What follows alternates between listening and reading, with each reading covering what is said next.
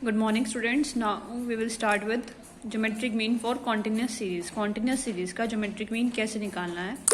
तो the formula used for collecting for geometric mean in continuous series is geometric anti-log. देखो इससे पहले हमने geometric mean of individual series का निकाला था, वहाँ पे anti-log क्या था? summation x log x upon में n. ठीक है, फिर हमने निकाला था ये तो इंडिविजुअल सीरीज का, फिर हमने डिस्क्रीट सीरीज का निकाला था. यहाँ पे डिस्क्रीट सीरीज में क्या आ गया था? समेशन f इंटू में log x अपॉन में n. अब जो हमारा ज्योमेट्रिक मीन आ रहा है कॉन्टिन्यूस सीरीज का, वहां पे भी anti log of summation f तो होगा ही, log ऑफ m हो जाएगा. क्यों? क्योंकि इसमें कॉन्टिन्यूस सीरीज में कैसा ग्राफ गिवन होता है? 5 to 10, 10 to 15, 15 to 20, 20 to 25, 25 to 30, ऐसे कुछ ग्राफ गिवन होता है. जब भी ऐसा ग्राफ गिवन होता है तो और फ्रीक्वेंसी गिवन होती है तो पहले हम इनकी मिड वैल्यूज निकाल लेते हैं. इसकी मिड वैल्यू होगी 7.5, इसकी कितनी होगी 13.5. ऐसे करते करते तुम्हारी सारी वैल्यूज आ जाएंगी. तो ये मिड वैल्यू आ गई. जैसे वहां पे x गिवन था तो हम डायरेक्टली log x निकाल देते हैं. यहाँ पे क्या निकालेंगे? log m. log m निकाला मतलब 7.5 का तुम क्या निकालोगे? log. उसके बाद फिर एक कॉलम बनेगा f इंटू में log m का. जो फ्रीक्वेंसी यहाँ पे सपोज ऐसे गिवन है, ये फ्रीक्वेंसी गिवन है, तो इस जो आंसर आएगा, सपोज करो इसका लॉगरिथम आ गया 7.5 का, कुछ मतलब मैं ऐसे मान लेती हूँ 1.26 आ गया. तो मैं क्या करूंगी? f इंटू में log x को मल्टीप्लाई कर दूंगी 5 इंटू में 126. फिर जो इन सबको मल्टीप्लाई करने के बाद आएगा वो समेशन f इंटू में log m आ गया. यहाँ से समेशन f किसकी वैल्यू क्या होगी? Capital N. उन दोनों को डिवाइड कर देंगे, फिर उसका एंटी लॉग ले लेंगे. वो क्या दे देगा? Geometric mean. देखो बुक में कैसे कर रखा है, ये फॉर्मूला बताई दिया मैंने तुम्हें. Where m is the mid value of the various classes, n क्या है? टोटल फ्रीक्वेंसी है. स्टेप्स फॉर कैलकुलेशन क्या करेंगे? पहले जैसे टेबल दे रखे है 0 to 10 और ये फ्रीक्वेंसी दे रखी है, तो पहले इस टेबल को हम वर्टिकली बनाएंगे. वर्टिकली टेबल बन जाएगी, ये बना ली. फिर हमारी आएगी मिड वैल्यूज. मिड वैल्यूज जरूर निकालनी है इन इंटरवल्स की. और f फ्रीक्वेंसी गिवन है. देन m का हमें क्या निकालना? लॉगरिथम. m का लॉगरिथम 15 का, ये तुम्हें मैं पहले एक टेबल में बता चुकी हूँ लॉग कैसे निकालते हैं. log of 5, log of 15. ठीक है, जिसको क्लियर नहीं हो कॉलेज में आगे बाद क्लियर कर सकता है. ये आ गया log m. देन उसको f और log m को मल्टीप्लाई करेंगे, उनका समेशन लेंगे, जो आंसर आया उसको डिवाइड करेंगे n से. n क्या है? Summation f, total number of frequency. तो 18 आ गया. उन दोनों को डिवाइड करके जो आंसर आता है उसका एंटी लॉग लेंगे. ठीक है, बस ये मेथड है तुम्हारा कॉन्टिन्यूस सीरीज का. एग्जाम के पॉइंट ऑफ व्यू से बहुत कम चांसेस होते हैं ज्योमेट्रिक मीन और हार्मोनिक मीन के आने के, बट प्रैक्टिकल वर्क में बहुत यूज होता है, इसलिए इनको कराया जा रहा है. नेक्स्ट है combined geometric mean. Combined geometric mean में क्या करता है कि दो सीरीज का ज्योमेट्रिक मीन तुम्हें गिवन है या दो ग्रुप्स का गिवन है. ठीक है, लिखा हुआ है if G1 and G2 are the geometric means of two groups having N1 and N2 items, then geometric mean of the combined group is given by. Then उनका ज्योमेट्रिक मीन कंबाइंड ग्रुप का क्या होगा? ये क्या क्या formula बना दिया इसने? N1 log of G1, देखो यहाँ पे N1 log of G1, N2 log of G2 upon में N1 प्लस N2. और फिर उसका क्या निकालेंगे? Anti log. वो क्या दे देगा? Combined geometric mean. जिन दो का है उनका नाम दे दिया G1 और G2 का. तो G12 anti log of N1, मतलब तुम्हें ज्योमेट्रिक मीन ऑलरेडी गिवन है. जैसे 19.27 गिवन है, G1 ले लो. एक और सीरीज का गिवन कर दिया मैंने 18, तो उन दोनों का लॉग निकाल के N1 यहाँ पे कितना है? 18 है. ऐसे दूसरे ग्रुप का भी गिवन होगा, दोनों की वैल्यूज पुट करी और ये आ गया. ऐसे अगर 3 ग्रुप्स के लिए आ जाए, 3 और मोर ग्रुप्स के लिए, तो हम यहाँ पे N1 log G1, N2 log G2, N3 log G3 up to सोन सारी, और नीचे उन सभी का addition N1 plus N2 plus N3. तो इन सबको हम आगे कंटिन्यू कर सकते हैं. जैसे यहाँ पे आ गया the geometric mean of a sample of 10 items, मतलब यहाँ पे 10 आइटम्स दे रखी है N1 और उसका ज्योमेट्रिक मतलब दे रखा है G1. G1 कितना दे रखा है? 20. फिर and that of a sample of 20 items was found to be. The geometric mean of a sample of 10 items was found to be this. And 20 items का जो था, मतलब N2 क्या है? 20. उसका ज्योमेट्रिक मीन दे रखा है हमें 15. Then find out combined geometric mean. Then G12 निकालना. नाम कुछ भी दे सकते हो, बस वैसे डिनोट कर रहा है.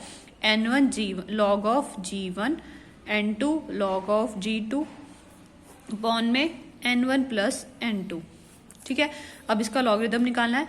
N1 क्या हमारा? 10 log of 20 plus 20 log of 15 upon में दोनों का एडिशन N1 प्लस N2 30. फिर टेबल में जाओगे log 20 पे डायरेक्टली देखना है तुम्हें क्या है, वहां पे से जो वैल्यू आएगी 0.3013 आएगी, ठीक है। जब तुम 20 पे जाओगे फिर 2 डिजिट्स हैं तो एक माइनस कर दोगे 1, तो ये आएगा 1.3013 इंटू में 10 प्लस 20 log 15 पे जाओगे तो वो पॉइंट्स में कुछ वैल्यू देगा, ठीक है। जो भी वैल्यू आती है log 15 में आएगी तुम्हारी 1761, देन 2 डिजिट्स हैं तो एक माइनस कर दोगे तो 1 आ जाएगा यहाँ पे। अगर 3 डिजिट्स होंगे तो 1 माइनस करोगे 2 आ जाएगा यहाँ पे अपॉन में 30। फिर ये तुम कैलकुलेशन करोगे तो यहाँ से G12 आ जाएगा। तो यहाँ से ये क्वेश्चन दे रखा है तुम्हें, इसको सॉल्व करोगे यहाँ पे। उसके बाद उसका क्या लोगे, एंटी लॉग। मैंने एंटी लॉग रह गया था इधर लिखना, इसके आगे क्या आएगा यहाँ पे एंटी लॉग। सॉल्व करने के बाद उसका एंटीलॉग निकालना है, तो वो क्या दे देगा तुम्हें, कंबाइंड ज्योमेट्रिक मीन। ज्यादा फोकस करने की जरूरत नहीं है ज्योमेट्रिक मीन पे, बस तुम्हें जनरल फॉर्मूला याद हो और लॉगरिथम टेबल देखने आते तो उससे काम चल जाएगा। ऐसे एक क्वेश्चन दे दिया, इसमें क्या हुआ कि एरर, जैसे हमने किया था कि मीन गिवन है और लेकिन हमने कोई गलत आइटम ले ली थी जो ऐड कर दी थी, तो हमें पहले उसको सब्ट्रैक्ट करके दूसरी जो करेक्ट आइटम होते हैं उसको ऐड करते थे। ऐसे यहाँ पे geometric mean, correct geometric mean निकालना है। The geometric mean of 10 observation of a certain variable was calculated to be 16.2। इसने बोला 10 ऑब्जर्वेशन थी, मतलब n ले लेते हैं हम 10, और उसका ज्योमेट्रिक मीन जब हमने निकाला तो वो 16.2 था। It was later discovered that one of the observation was wrongly recorded as 12.9, in fact it was 21.9। हमने गलती से एक वैल्यू को 12.9 ले लिया जबकि वो क्या थी 21.9, तो इस वैल्यू को माइनस करके इस वैल्यू को ऐड कर लेंगे। Apply the appropriate correction and calculate the correct geometric mean. तो पहले हम ज्योमेट्रिक मीन का फॉर्मूला लिखते हैं, एंटी लॉग, फिर summation log of x upon में n, ठीक है। इनकरेक्ट है यहाँ पे, मैं इनकरेक्ट लिख दूं एक बारी। इनकरेक्ट कितना दे रखा है 16.2, ठीक है। Anti log summation log x, जितनी भी टर्म्स थी यहाँ पे एक बार समेशन लॉग x की वैल्यू निकालते हैं। n की वैल्यू क्या है यहाँ पे 10, तो सबसे पहले हम समेशन लॉग x की वैल्यू निकालेंगे, बताती हूँ क्यों निकालेंगे। तो अब हमें ये निकालना है, तो एंटी लॉग को उधर लेके जाओगे तो दोनों तरफ लॉगरिथम अप्लाई कर दो, तो क्या होगा लॉग और एंटी लॉग एक दूसरे को कैंसिल आउट कर देंगे अपॉन में 10। फिर तुम 16 के 2 पे जाओगे, वहां पे वैल्यू चेक करोगे, 16 के 2 पे चेक करेंगे तो हमारी वैल्यू आएगी 2095। उसके बाद 2 डिजिट्स हैं तो इसका मतलब 1.2095 आ जाएगा, इनटू में 10 कर देंगे, ये क्या आ जाएगा log x। ये तुम्हारी वैल्यू आ गई समेशन ऑफ log x की, ठीक है।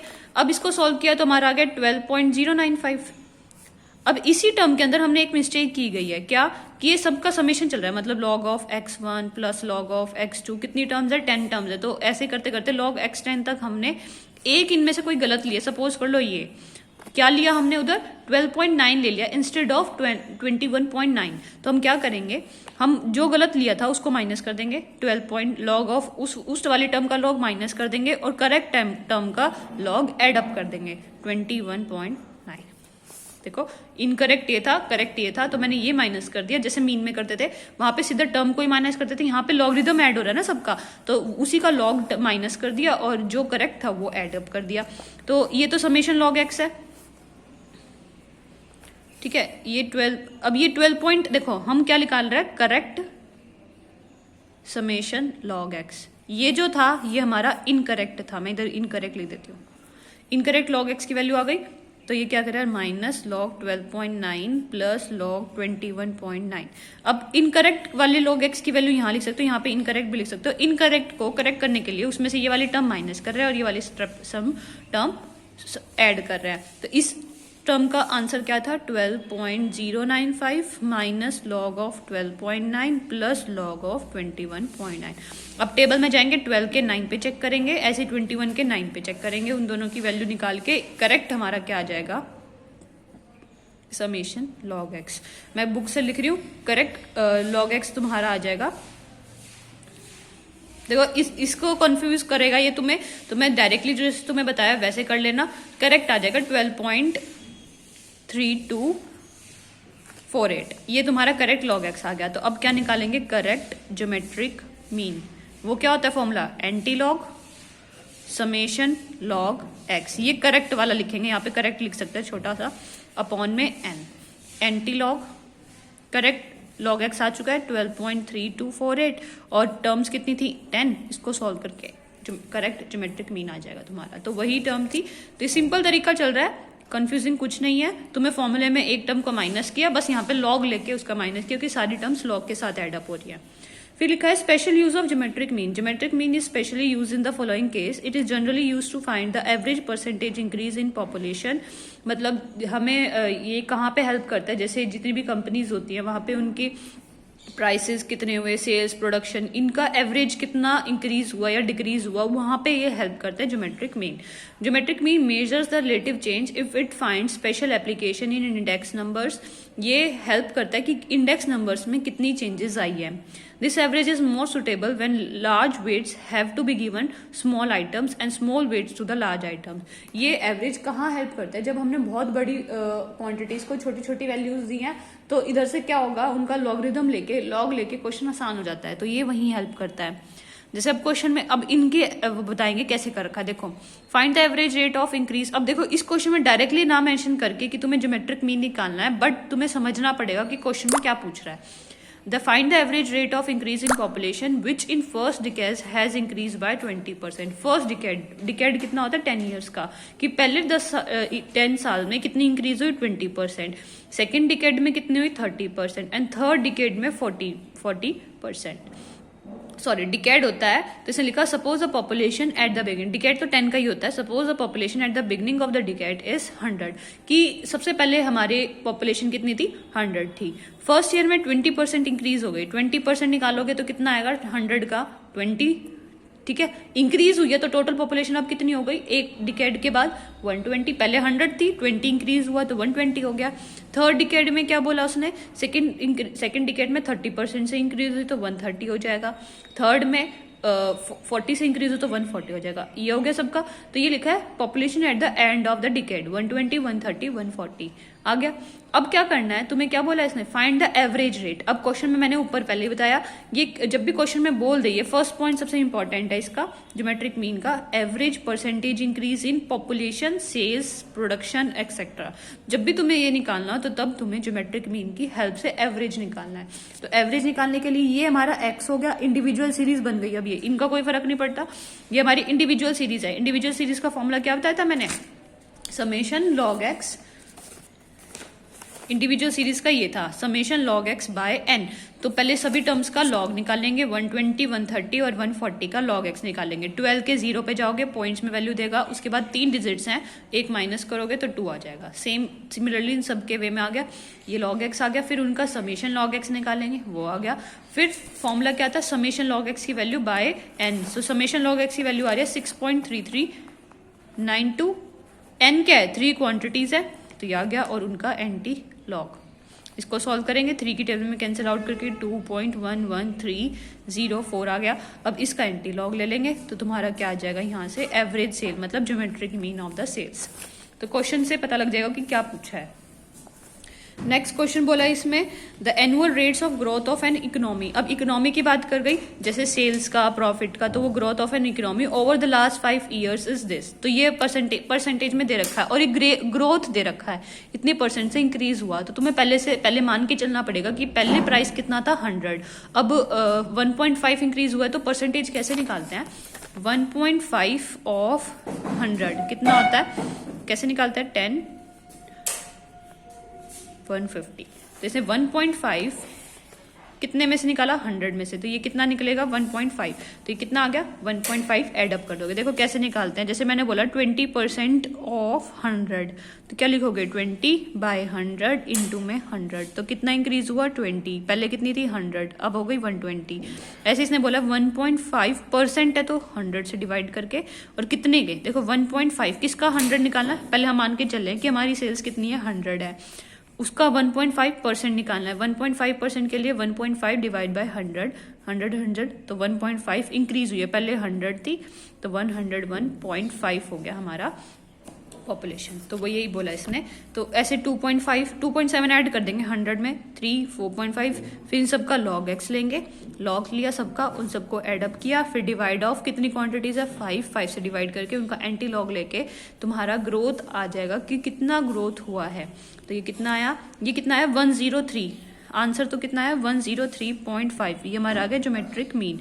लेकिन पहले कितना था 100 और अब कितना हो गया 3.5 से इंक्रीज हो गया। तो हम लिखेंगे कि ग्रोथ पर एनम, ग्रोथ कितनी हुई है, क्वेश्चन में यही पूछा है what is the compound rate growth per annum for 5 year period या 5 ईयर पीरियड था, इनका ग्रोथ कितना हुआ 3.5 से।